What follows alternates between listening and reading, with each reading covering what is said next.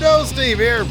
And Larson. And welcome back to Going In Raw, the only pro wrestling podcast you'll be listening to right here at youtube.com/Steve and Larson. Available wherever podcasts can be found. And of course, taped live at the Twitch, twitch.tv/Steve and Larson. I want to give a big shout out to everybody who joined us for our Triplemania stream this past Saturday. It was a blast. What a show. Best. We'll talk about that more later. But man, or we can talk about it now. You want to talk about Triplemania now? No, we'll get to it when we get to it. Yeah, confirmed it was show of the year. But that's a tease right there. You can find out why it was show of the year. Many reasons, many awesome stories that we invented coming out of Triplemania. I want to make a request of you now. Yeah, sure. The Lenny Omega picture. Yeah. Can we have that in the thumbnail, please? Yeah, of course, absolutely. Right, yes, thank you. 100%. Thank you. Sure. Why not? Thank you. So there was that. That was good. Also, two announcements, programming-wise. Tomorrow, evidently, the cleanser, Lenny Omega, or his doppelganger-ish, Kenny Omega, the cleaner, is going to be showing up on Impact again, which means Larson's back in the Impact Zone tomorrow at 5 p.m. I only wish our Impact shirts had shown up in time for us to wear them. Maybe by Hard to Kill, assuming Kenny is going to be challenging for that Impact title. Mm-hmm. We can all be rocking our Impact shirts while we watch Impact Hard to Kill. I think it's mid-January. So, and then I have decided that the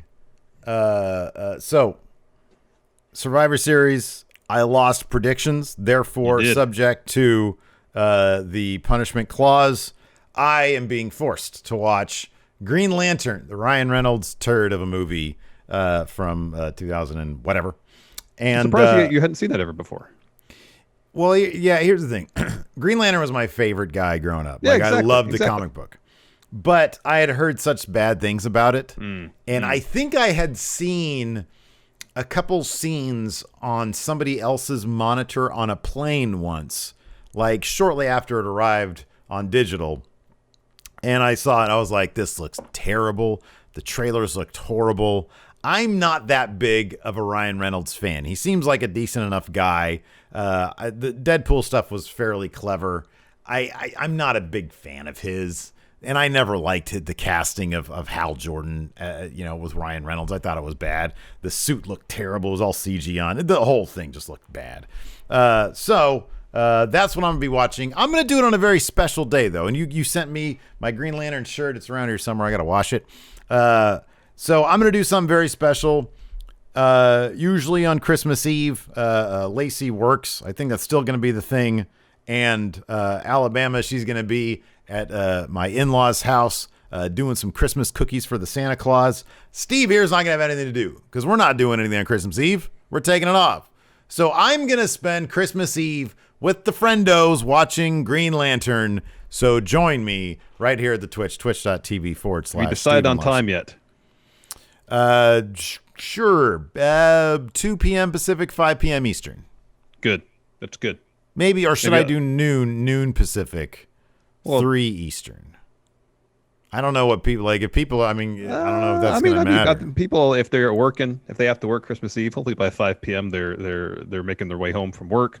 Or are they going to have like a Christmas Eve meal at 5 p.m., but they could catch it at 3 if they're on the East Coast. Okay, no, that's all fair points. Maybe I'll check in. I'll check in on you. I'm going to say noon and 3.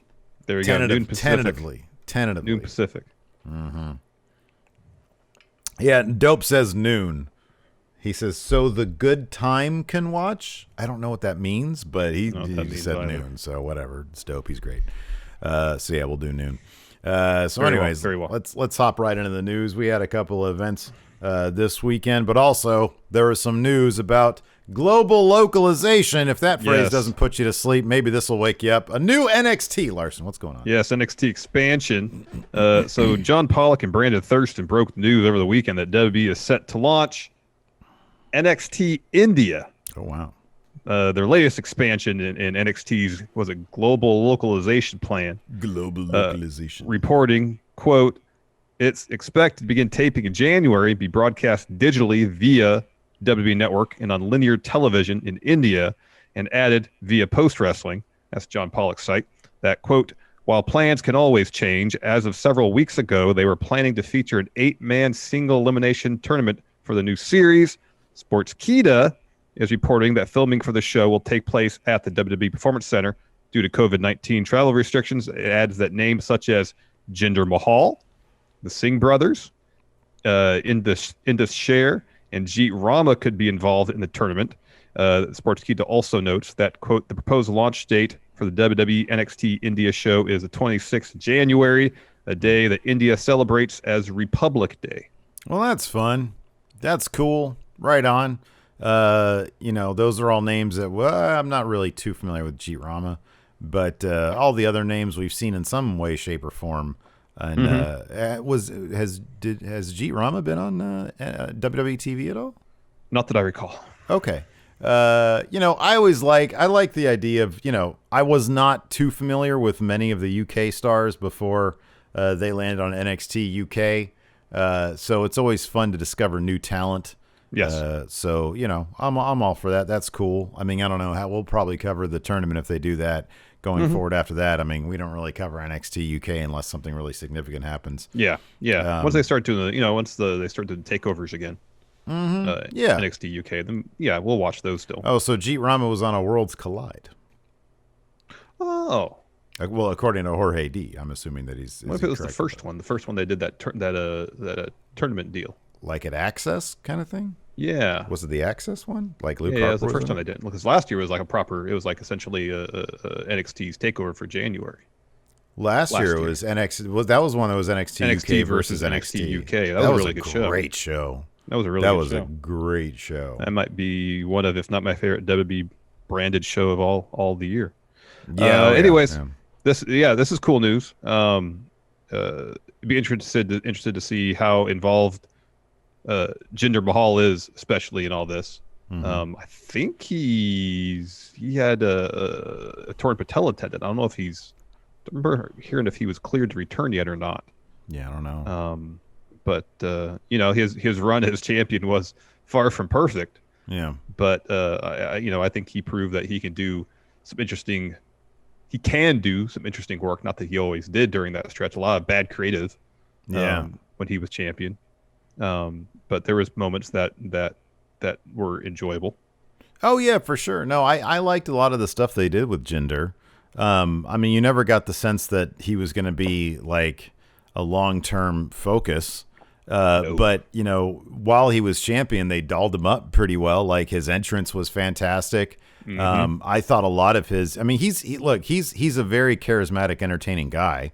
I love the Singh brothers. I think they're great. I mean, they were with him at the time. We only got to see a little bit of Indus Sher before they got on social media and screwed their so this is cool. I'm down for it. Global localization, yay. Good. We'll see if they perhaps go to Japan after India. Speaking of Japan, New Japan has an updated Wrestle Kingdom 15 card. They had a couple of finals over the weekend for various shows. Yeah. I watched half of the Super J Cup. LP made a new fan out of me because I was cracking up. So his entrance, I guess one of his, he's a heel, he's a bad guy. And so apparently he created his new theme song, but he's holding out for more money from New Japan to play his new theme song. So he comes out and it says audio muted due to copyright. But Kevin Kelly keeps on saying, what's going on here? There's no audio. There's no music. He's just holding out New Japan for more money. And he was doing this thing where I don't know if he was if it was a combination of ring rust or him kayfabing being inebriated, but he kept on like intentionally botching moves. It was really hilarious and fun to see. And of course he's got Leo Rush in there, Arachno. And so it was a wildly fun match. So I caught that. And I caught TJP versus ACH, which was a decent match. What was his name? Brandon Clark, I think is his name. That dude got all sort of bloody. He was fighting who was it? was it Ray Horse? I forget who it was. Anyways, he got busted open. Huh? He took some shots, yeah. Wow. But yeah, ELP El Phantasmo ended up coming out on top of the Super J Cup, so he's going to be fighting Hiromu Takahashi.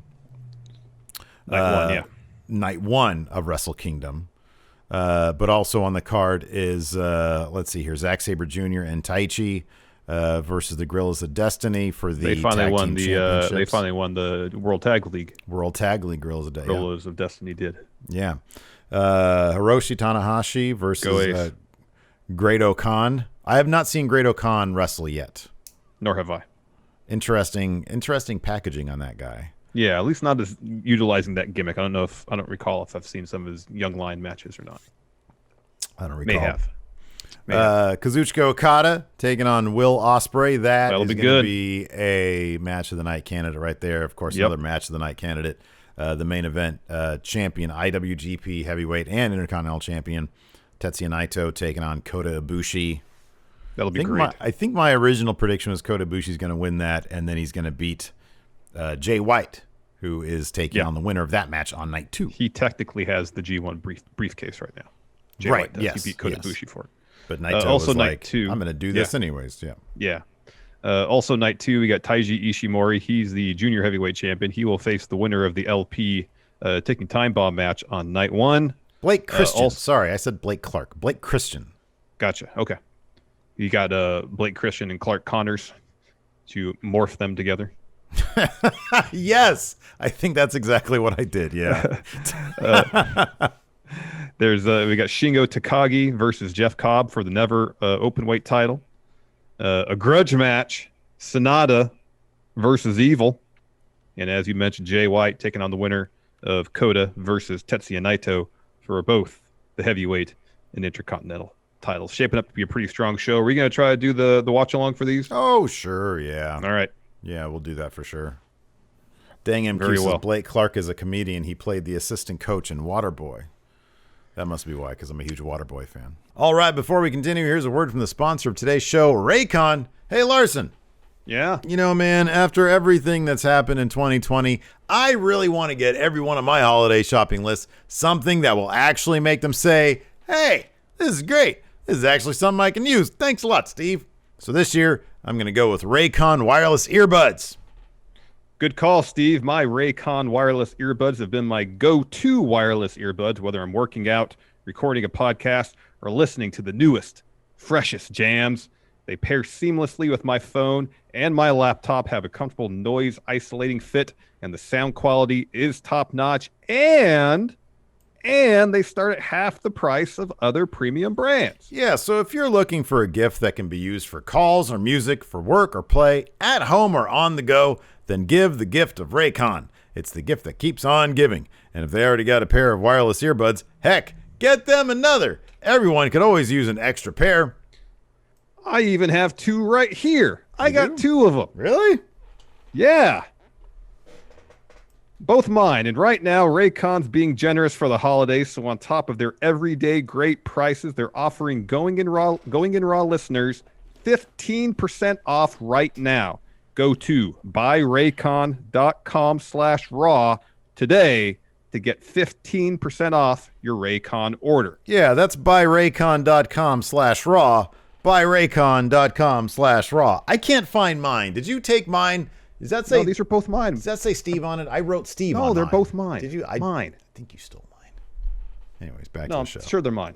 Anyways, this is why we're here. Let's talk Triplemania 28. So, Oh gosh. we're not gonna do a full review. No. If you want to watch our watch along, that's still up over on our Twitch Still right there. now. Yeah. Loads of fun. Thank you everybody who showed up. I think we had about 600 people watching at the peak towards the end. Yeah. All in all, probably my favorite Triplemania.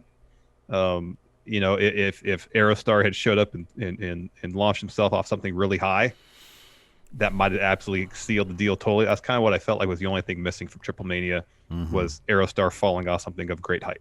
Otherwise, fantastic show. The last 2 matches, fantastic. Although the main event felt at times a bit too dangerous for my liking. That being said, it was a bloody, wild thrill ride. Yeah. To the very end. Even Hugo took a guitar to the head. Poor Hugo. and got busted open. He juiced. Yeah. Yeah. Hard way. He bladed. Hard way. Or No, he wasn't hard way. As soon as he hit down, as soon as he got hit the guitar, he landed. You can see his hands go to his forehead. So definitely not hard way. Definitely not hard way. One of the things I love most about Triplemania is being introduced to new characters, new gimmicks. Because this is like this and Rey de Reyes is like the only two shows we really make a point of watching in AAA, because usually tons of fun. I mean, you win Rey de Reyes, you get a giant sword. That's your prize. Yeah, it's awesome. How can you not watch that show? But we always get introduced to new characters. You know, a couple years back. Oh man, they took it down. They took it off YouTube. Oh, they took the show down? According to Mito Fuss, they took it off YouTube. Oh man, Triplemania was great. So a couple years ago, we got introduced to El Hijo del Vikingo. Fantastic. Yeah. Oh my gosh. One of the best. Amazing. One of the best cruiserweight wrestlers in the world. For sure. One of the best wrestlers in the world. This year, we were introduced to Mr. Iguana. His gimmick: he's a lizard. He has a plush lizard he carries with him, and he hits people with it like it's a loaded gimmick lizard. But maybe not. Maybe people just assume that it's just a normal stuffed lizard toy. Yeah. Because they don't really sell, but he hits them like it's going to do some damage. Yeah, and he continually does it, and they continually think that it's going to do some damage. But it really got doesn't. Power bombed on his lizard during the course of this match, too. Yeah. So Mr. Iguana, he's great. We do have to... Go ahead. Sorry. We do have to talk. Jorge D brought up, how can we forget? Here, this is the thing about Triplemania also. It's like half about the matches and the stories that they're presenting. Half of it is the side stories that are inadvertent. For example, Skeleton Mariachi. Yes.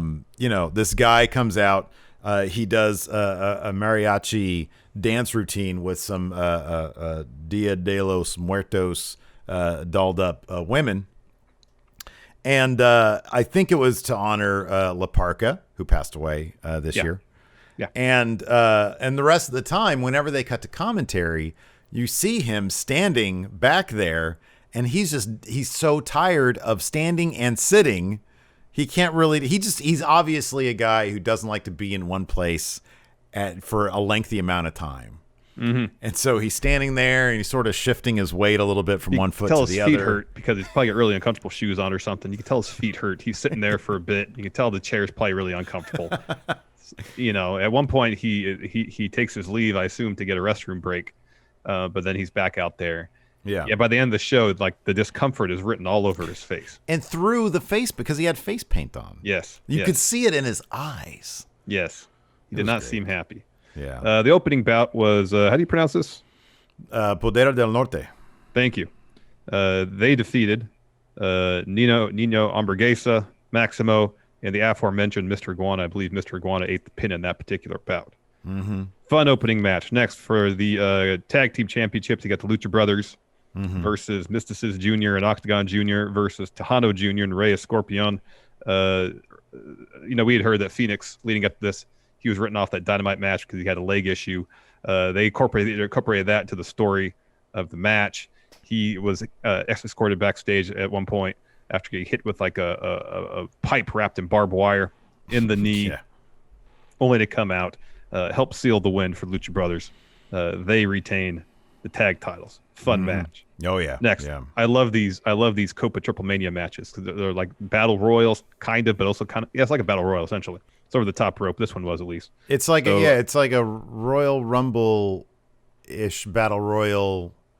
Yeah, because it starts off with two people, and then people come in off the exploding time clock thing. Yeah. But then when you're down to the last two people, it turns into a regular wrestling match. Yes. That's sort of the difference there. So it was Fabi Apache, Chick Tormenta, La Hydra, Hades, Lady Maravilla, and Lady Shani. Lady Shani ended up getting up the win. Really fun bout. And Lady Shani would make an appearance in the main event that hasn't been totally adequately explained. Yeah, right. So apparently she had no pre-existing relationship with Pagano in any way, shape, or form. Yet, according to Lucha Blog, she has no relationship with Pagano, yet she was out there trying to, nurse him to health during the match. Help him in some respect. In some way. After that, we had the Psycho Clown, Monster Clown, and Murder Clown taking on Blue Demon Jr., L.A. Park, and El Hijo de L.A. Park. Really fun match. Now, you would think in this situation, the clowns would be the ones who who are not all on the same page. They were working like a machine compared to Blue Demon Jr. and La Familia Real, LA Park, and El Hijo del LA Park, because they had multiple chances, multiple opportunities to take this win, and they just kept on trying to steal each other's pin. Here's the thing. It doesn't matter who gets the pin. The team gets the win. The team gets the win. Yeah, exactly. I don't know why they were having such a problem with that. Blue Demon's hammer did make an appearance. He did not utilize it. Expect to see it next year at Triplemania because they really set up a match between Blue Demon Jr. and LA Park. Oh, yeah. LA Park has been in Mascaris matches before. So I would anticipate this would follow suit next year. That's just a guess. I believe last year they set up the Chessman Pagano match, or they set up some match with Pagano, remember? So hopefully we're going to get Blue Demon Jr., LA Park. LA Park bled a ton when he was in the masked versus mask match saw El Hijo del Fantasma, now Santos Escobar, lose his mask. That match was a bloodbath. Yeah. So I would expect any match between Blue Demon and LA Park to just be like hammers, blood, mask just barely hanging on. And it's going to be a lot of fun. Blue Demon looked like he had aged a good 8 years since last year.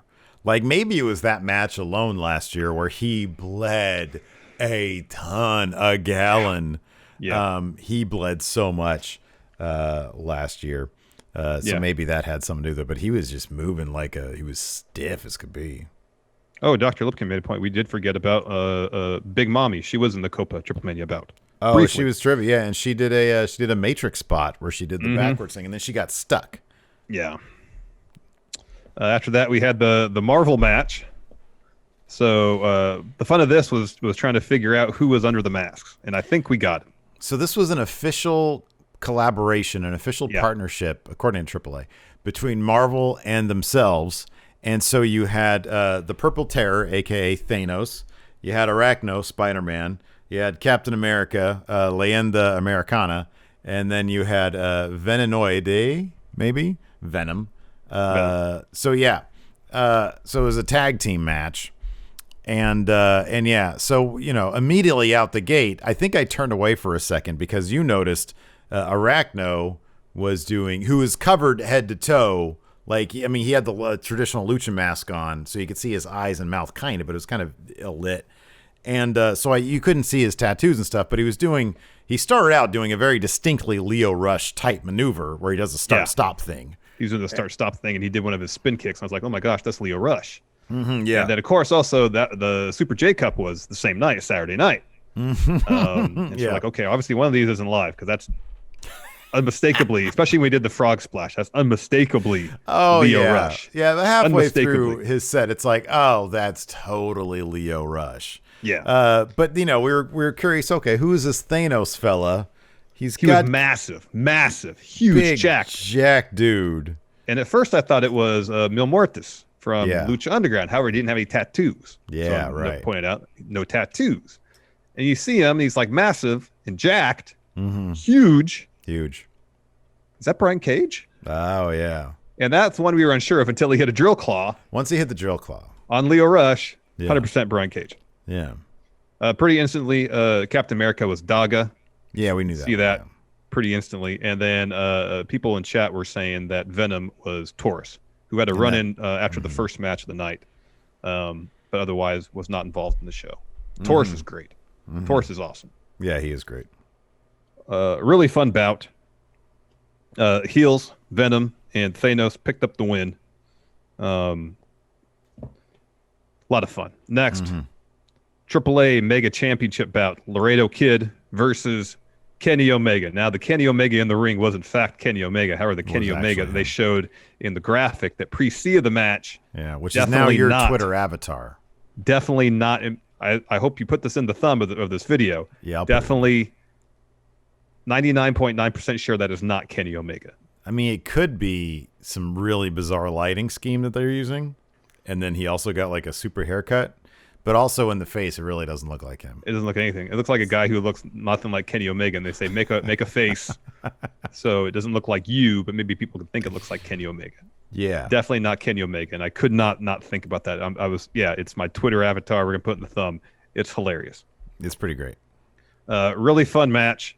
Michael Nakazawa came out with Kenny. There was a Terminator Tope spot that Kenny, because at this show they had looked like like red carpet laid out around the ring, no pads.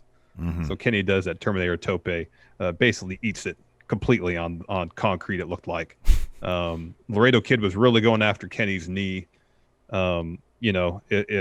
If not for Kenny just winning the AEW title and doing this belt collector business, I would not have been surprised to see Laredo Kid pick up the title here. Given everything they're doing with Kenny, it seemed far less likely that Laredo Kid was going to win. But down the stretch, he was trying his damnedest to make it seem like that he had a chance. Even after he took that L, he was trying to make it seem like he had a chance because he kicked out of a one-winged angel off the second rope at about 3 1/4. He basically tried to bury Kenny Omega's finish. This was the most Hulk Hogan thing I've ever seen since Hulk Hogan Ultimate Warrior, where the ref counts 3, and as soon as he hears that hand slam, he kicks. He tried to kick out of a one-winged angel off the second rope. It was a super one off the second rope. Yeah, that was there were some balls in that kid. Yeah, there is. It was still a really fun match. It was, man. That was just insane. And then we had down the stretch, I thought we would actually see a person die. During the setups for some of these spots, Pagano versus Chessman, aka NWO Wolfpack Sting. My God, like there's so much blood in this match, and just the moves, like the number of times Chessman landed on his head. Well, there was the two table spots that went off the top rope to the floor. They didn't do moves per se off the top rope to get to the table. They did. One of them just pushed the other one off, and the other one fell on top. Yeah, right. And that first one where Chessman is pushing Pagano off the top rope, and he's kind of like leaning forward, almost kind of lurches off the top himself, so he doesn't seem like he has a lot of control where his body's going to go. That one was super scary. That was scary. Also, his suicide dive into chairs was scary. Yeah, like he landed basically on his head there. Yeah. There was that, and then they set up one last spot up on the. There was an old that was never really explained. This old abandoned truck that was sort of off to the side. It was a very fun wrestling moment there, where they had this old truck that It's funny because Maggie had speculated maybe because they had a partnership with Bardal, which is automotive oil. Maybe they were going to tie that in, but there was no Bardal signs there. There was no signage around there.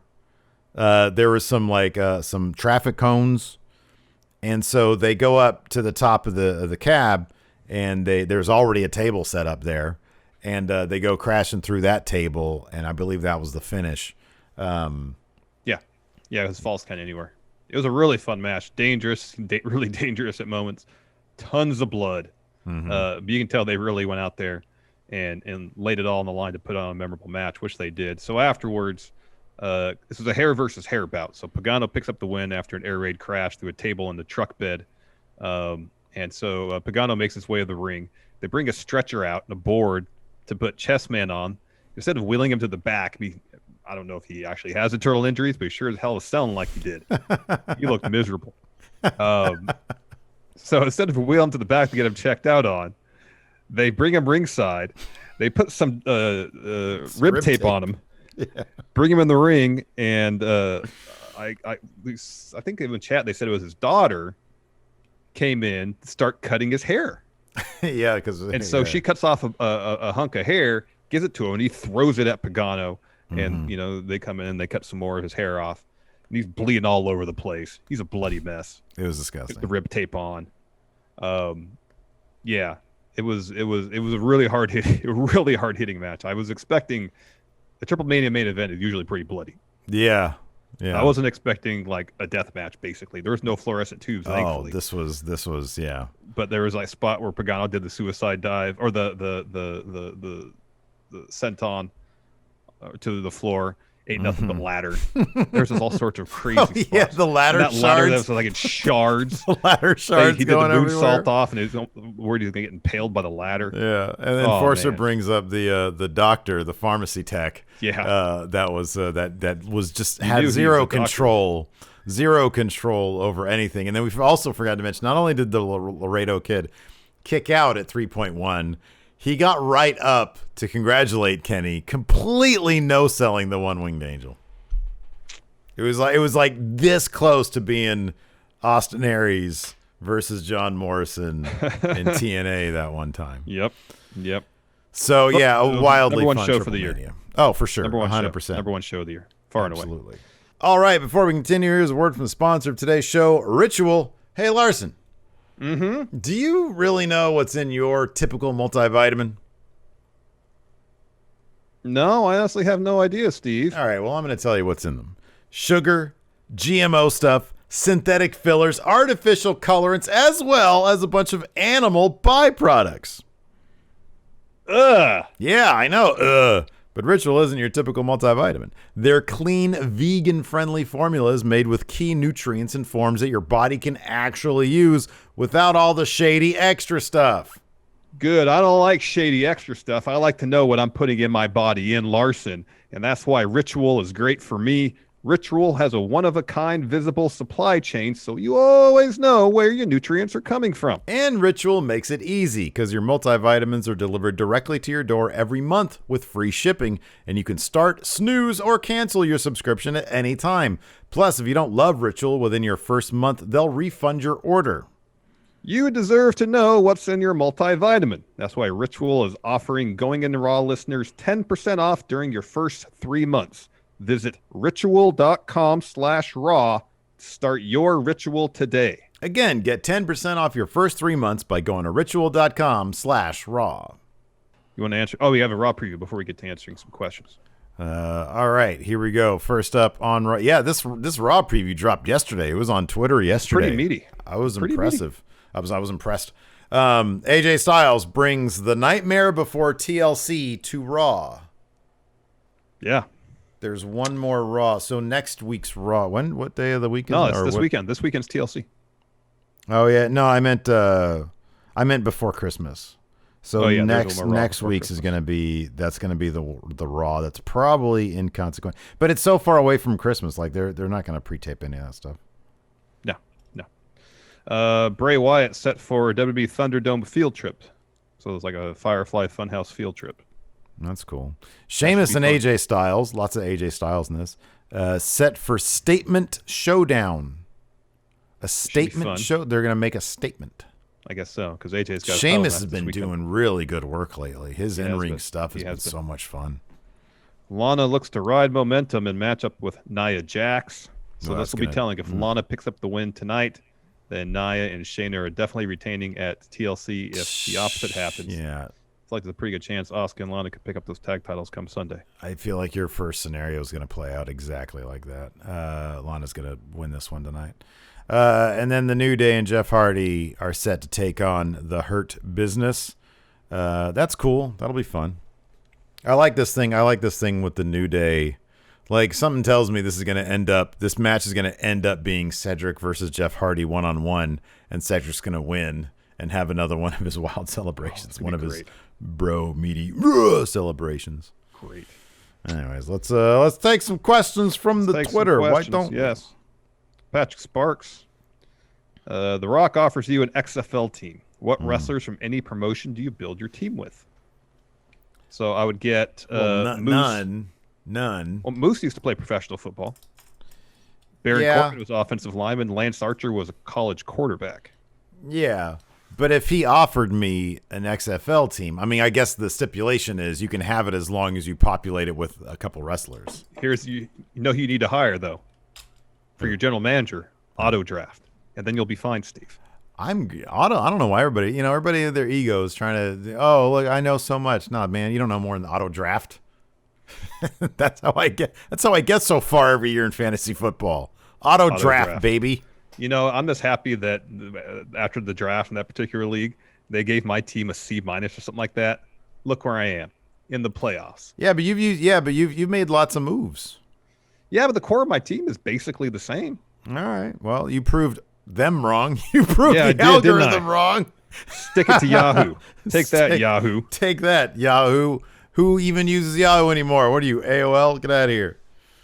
Let's see here. I like this question better from the B-Man. What's the coolest kayfabe crime that's been committed in WWE? It's got to be that time Cena got stabbed in a nightclub, right? Oh, yeah. By Jesus? Yeah. Or Jesus, whatever his name was. Jesus, yeah. That's a good one. Mm-hmm. Gareth says, Sheamus and Drew were caught ice skating together this weekend. What wrestler would you go ice skating with? Do you use, he says, an ice walker. I assume the apparatus you use, you don't know how to ice skate, which I would use because I don't know how to ice skate. I've been once. I fell on my ass a bunch of times. I never bothered going again. Never been, don't want to. But if I did, it'd be Batista. He did an ice skating bit that was relatively funny in My Spy, which, by the way, is not a very good movie. No, I watched it because I figured Alabama would be into it, and she kind of was.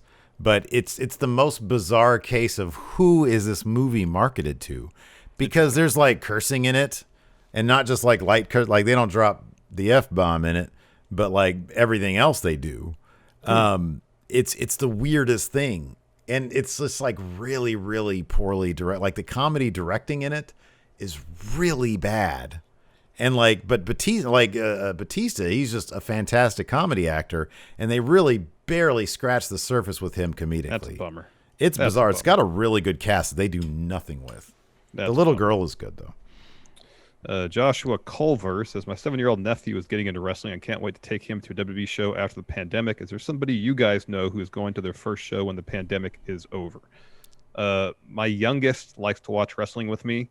I'm going to give it a few more years. Wait till she's a little bit older. Yeah. And then, if she wants to go to a show, we'll go to a show. Yeah. I don't have, and like Alabama's never really, like every once in a while she'll watch with me, but she hasn't really shown too much of an interest. So I have nobody. I am very much looking forward to getting back to shows though. That's for sure. Nick, what is one thing NXT can learn from main roster and vice versa?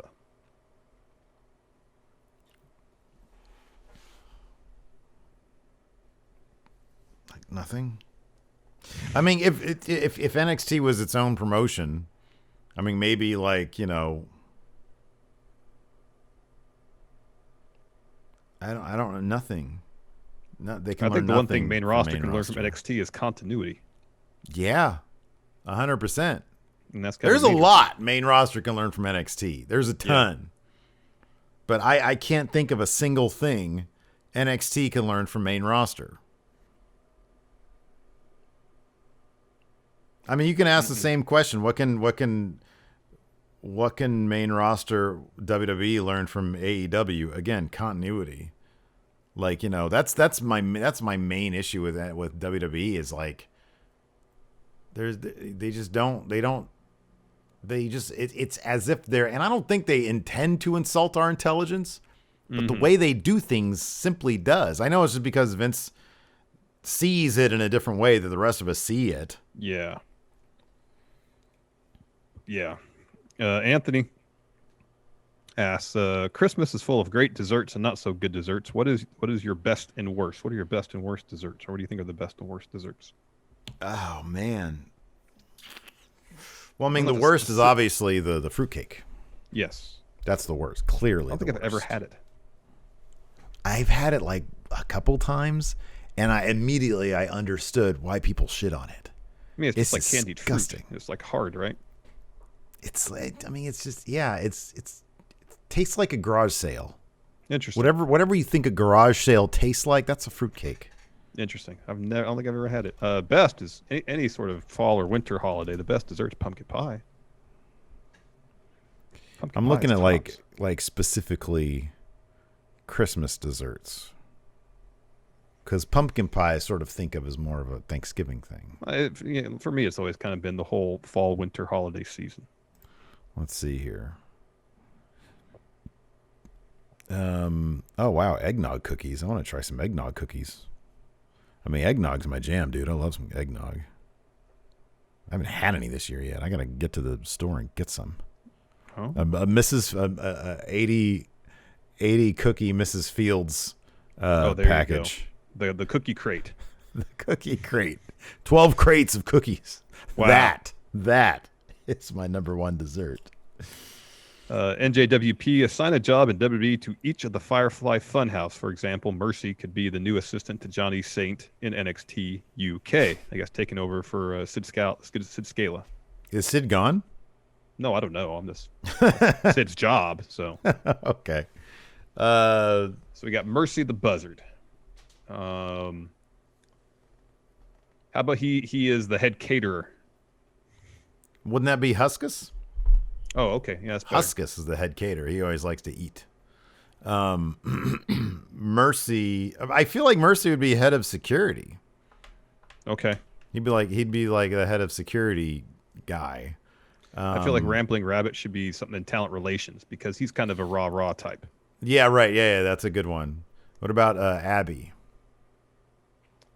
Human HR. I think she's the head of HR. Okay, that seems like it. Yeah. Because they're always kind of surly. They always have to deal with employee complaints. Yeah. Fill out this paperwork. Yeah. Blake Elizondo, Kenny's weird I've got something planned promos. Do you think they have something big planned or is it just Impact crossovers? Yeah. What would you like the angle to be? I mean, I guess if we could fantasy book this whole belt collector thing with Kenny, I mean, especially if Kota Ibushi walks out of Wrestle Kingdom with both those titles, that's the match. Yeah, right. Kenny with like 3 belts versus Kota Ibushi with 2 belts. Mm-hmm. You know, and if they could plan that out for next year's Wrestle Kingdom, that's massive. Yeah, that's huge. That's absolutely massive. I think that the plan, I mean, he has alluded to it. I think the big thing is the belt collecting thing. Maybe the clunky rollout of that particular promo. I don't know what was said to Carl Anderson in their bus. I didn't ever get that, but I know Carl Anderson was hanging out with Kenny at Impact. I think maybe they're just trying to hammer out the details with Impact in terms of how that's supposed to go down. Maybe. Panda Police Club. Fun fact: Cesaro's been feuding with the New Day and Usos for 7 total years with 4 to 5 different tag partners. So Swagger, Tyson Kidd, Sheamus, Nakamura, and this is technically Sami Zayn. That being said, what other super long feuds would you not mind seeing in the future? Kevin Owens and Sami Zayn. Like every 3 years, if there's a good story, come back to it. Mustafa Ali and Cedric Alexander. Yes. I would love to see that, given how that started. Yep. The Real Deal. If there was a Ready to Rumble 2, who would you want to play the roles of the new Jimmy King, the Best Friends, Goldberg, and DDP? So you need like an El Hijo del Jimmy King, because you still bring in Oliver Platt to be Jimmy King, because that was the guy, right? Yeah. Wasn't it? I think so. Yeah. And then but let's set this in the world of AEW because, you know, Cody just it would clearly be there. Yes. So I would have, instead of DDP, Cody. Mm-hmm. Instead of Goldberg, Brody Lee. Okay. Mox, El Hijo de Jimmy King. Mm-hmm.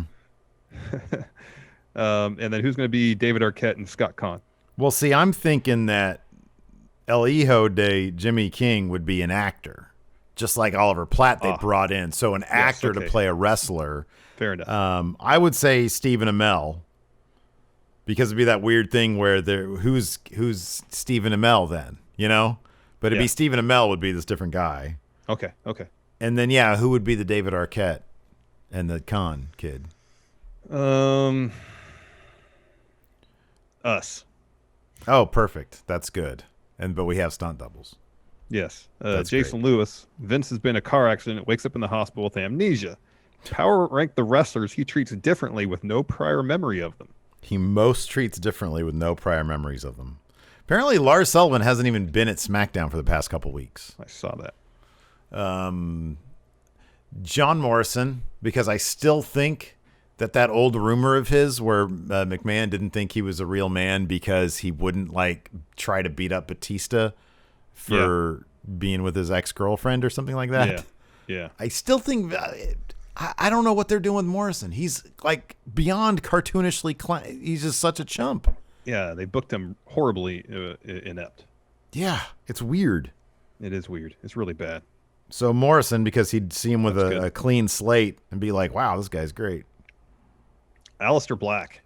Oh, man. Yeah, that's a great one.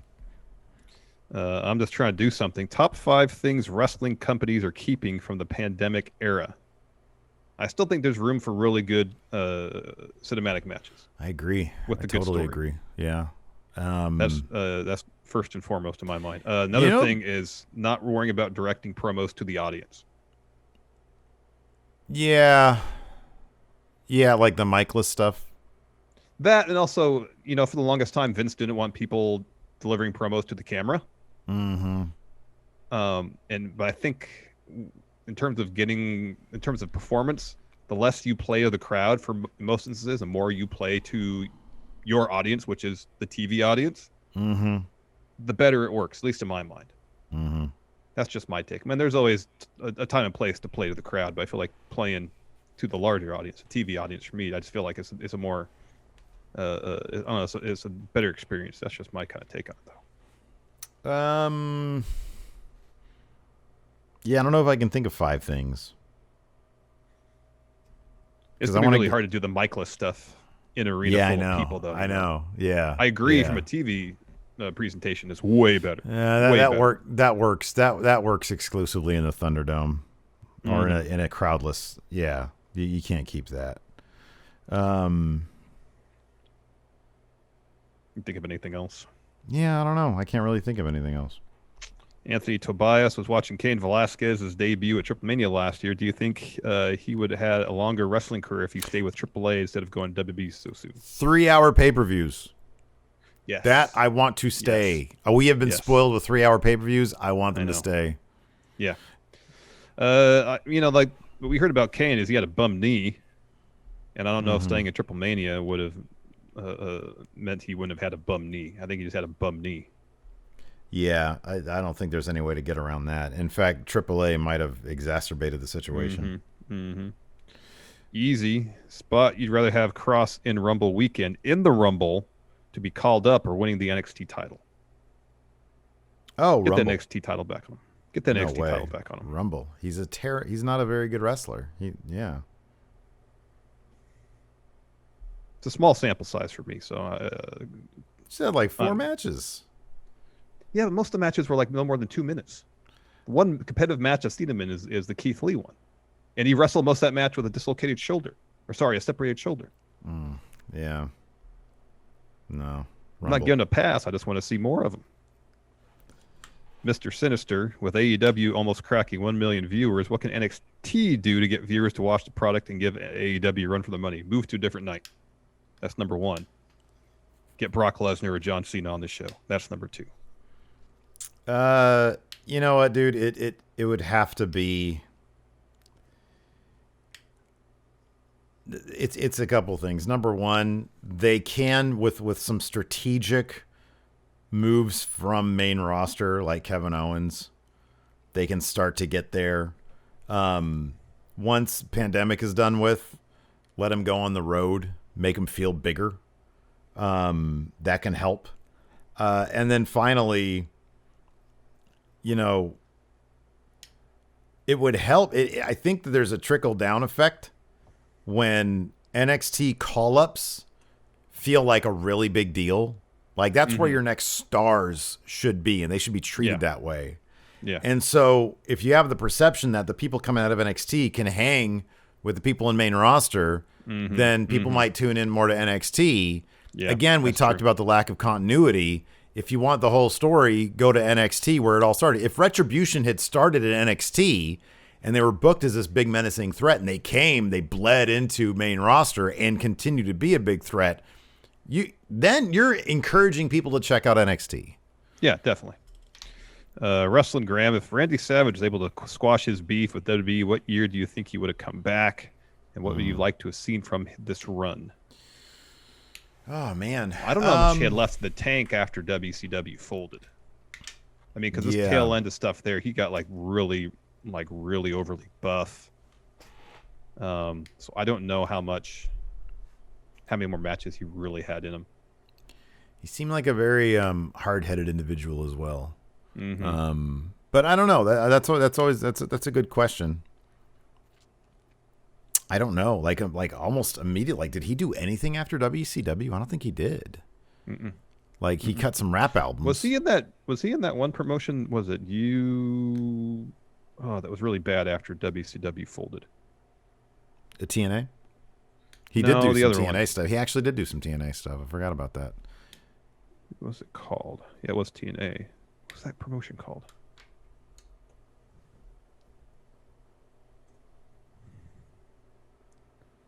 I see it. I'll recall. It was XWF. That's what I was thinking of. Oh, yeah. I don't recall.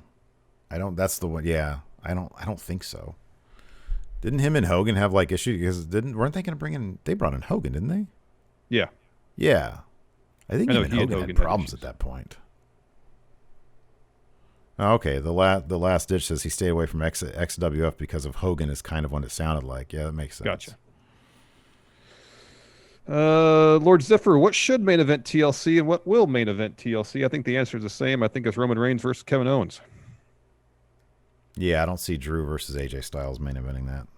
And Sasha versus Lacey Evans. No. Sasha versus Carmella. Yeah. It's Carmella. I'm sorry. Will Combs. Yeah. With holiday themed shows. Evans. With holiday themed shows coming up for AEW and NXT, what festive gimmick matches would you like to see, and who would be in them?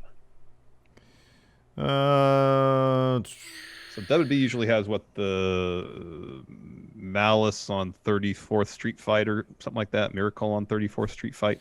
Did the sun just completely go away? Yeah, it's going. I looked up and all of a sudden it's like 6 p.m. over there. See, I have lights set up here, but I'm also shooting in front of my window. The curtain up. It doesn't matter. Don't fix it.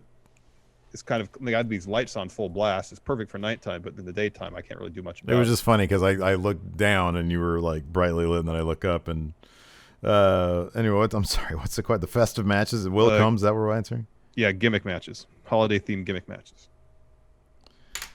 Now it came back out. Yeah, the Miracle on 34th Street Fight. I guess bring that back. I don't know. I don't. AEW could do.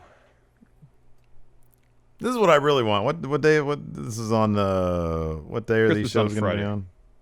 Christmas on a Friday. Friday and the Wednesday shows. They need to be clip shows. They need to be best of 2020 shows. So I don't have to review them. And I can take that day off. Well, we're going to regardless. We just need to decide what we're going to air instead. Yeah, no, I know. Well, I know. I think we're going to do the thing where we watch them back to back. Oh yeah, we'll do that. But I mean, in terms of actual video content up Christmas Eve and Christmas Day. Oh yeah, no, I know, but I want to get greedy and have it off on the 23rd. Oh, announced in advance clip show, so we don't even have to watch it in the first place. That's gotcha. Greg Morris, would you rather win the world title in a forgettable match or lose it in a 5-star bout? Give me the 5-star bout. Oh yeah. Yeah, you gotta lose it in the 5-star bout. I'd rather be Kenny Omega and Omega versus Okada than I don't know, name any WWE title match these days. The Wild Dude. What wrestlers do you think have a better signature move than finisher? I think with Baron Corbin it's a toss up. End of Days looks great, but the Deep Six is a pretty cool move too. I like the Blue Thunder Bomb quite a bit. Haluva Kick's cool. But the Blue Thunder Bomb's neat. Yeah, that's a good point. What does Kevin Owens consider his signature? Because his finish is probably the pop-up power bomb. That's a better move than his stunner. Yeah, package pile driver for Kevin Owens. You can't even use it in WWE. Yeah, right. And that's a better finisher. The Code Breaker is better than the. I don't even know. Is the Code Breaker even considered a signature of Jericho's anymore? Yeah, I think so. Okay, the code that's way better than Judas Effect. Judas Effect is just such a silly move. I don't know. When he hit with that one on that clown, man, I was all in on that as a finish. He wrecked that clown with that. Look, he can do it creatively. When he did it on Darby midair, that was fun. Yeah, that was great. Dungeon Master of Puppets, do you think without travel restrictions and unfortunate injuries, AEW's women's division would be in a better place? I mean, I don't know how much all those issues sent whatever creative plans they had, kind of into chaos. At its core, the problem, I think, with AEW's women's division is that from a creative standpoint, there wasn't a whole lot going on up until 4 weeks ago. It seems like as of 4 weeks ago, they actually have multiple storylines they're trying to tell. It's got like the standard spot every week. That's sort of a tell. 6:30. It's sort of the tell, spot. Yeah. Dalen Dula, this is a good question. The Galactic Federation of Aliens has just hired you as captains of their newest starships. Since they are big pro wrestling fans, they've asked that your crew be made up of current pro wrestlers. Wow. What wrestlers do you recruit for the important positions on your respective crews? Xavier Woods would be my first officer. Yeah, that's a good pick. And then I'd want John Cena as head of security. I think he'd take that very seriously. All right. I'd want the pharmacy tech to be my head doctor. Good. To run sick bay. Good. I'd want. What about engineering? Who's in engineering? Oh man, engineering. All right, I got mine. All right. So my first officer will be Big E. Okay. Head of security, Mustafa Ali. Oh, okay. Former police officer. That's terrible. Yeah, but that's like, look at what he does with Retribution. I'm just thinking kayfabe. Oh, all right. As far as head of sick bay, Britt Baker. Oh, that's good. I mean, everybody will have good teeth. Everybody have great teeth. Yeah. As far as in engineering, I'm going to have Ricochet. Because in We Book Raw, he was warp. Yeah, he was warp speed. Yeah. Okay, well, I'll take Mustafa Ali in engineering because in We Book Raw, he was light speed. Light speed. But your ship goes faster because warp speed is faster than light speed. That it is. Combat Kev, besides WWE not having WrestleMania this year in front of fans, what match do you think would have happened?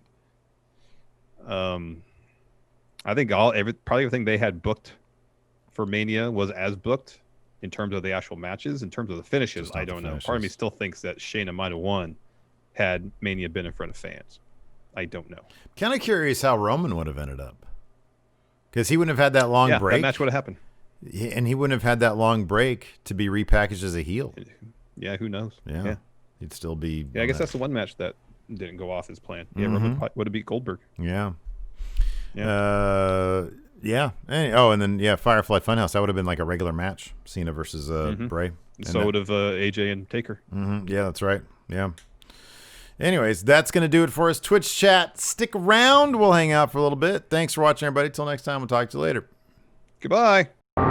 Help support Going In Raw today by becoming a Friendo Club TV member. You'll get access to new bonus episodes every week, including Friendo Club Arcade, Live Power Rank, Vintage 10 for the Wins, and Ask Steven Larson. Get access to Friendo Club TV today by becoming a $5 and up patron at patreon.com/Steven Larson, by throwing us a sub at twitch.tv/Steven Larson, or by clicking join at youtube.com/Steven Larson.